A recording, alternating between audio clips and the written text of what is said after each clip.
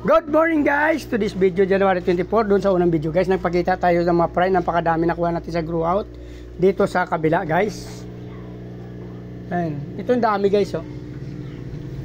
So may naiiwan pa dyan. Babalikan natin. Mga ilang piraso pa ako napapansin dyan guys. Mayroon pa yan oh. Yan. Mayroon pa dyan. Hindi lang yan. May napansin pa ako kanina. Yan. Yan. May mga maliliit pa dyan guys. So, sikapin natin makuha lahat yan. Ito, napakadami oh.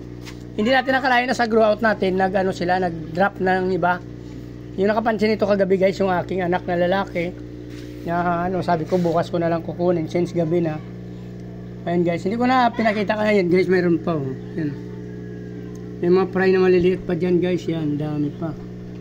So, babalikan natin yan. Same din dito sa kabilang guys, grow out din to, sabay na sila. Ang dami rin fry guys oh. Yan. Sisikapin doon natin kukunin yan.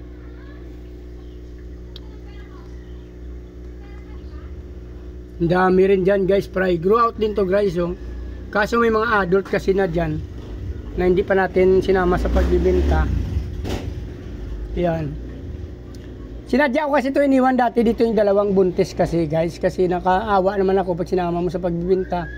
Buti ko mabili siya kaagad at malagaan sa maalagaan. So, minabuti ko nga iniwan muna rito. Ayun guys, may nag-spray ata kagabi ng para sa ipis. May mga ipis na namatay. Dami na tayo nakuha.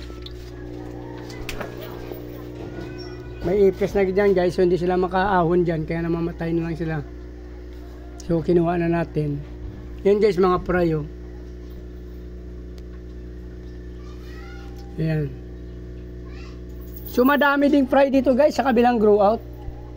Mayroon talaga nagda-drop na lang. Buti naman natin hindi sila kumakain talaga.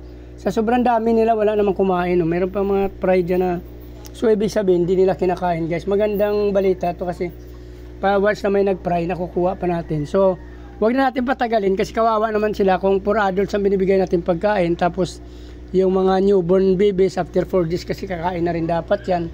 Pinapakain na rin dapat natin ng fry booster. So hindi sila makakain pag dito lang.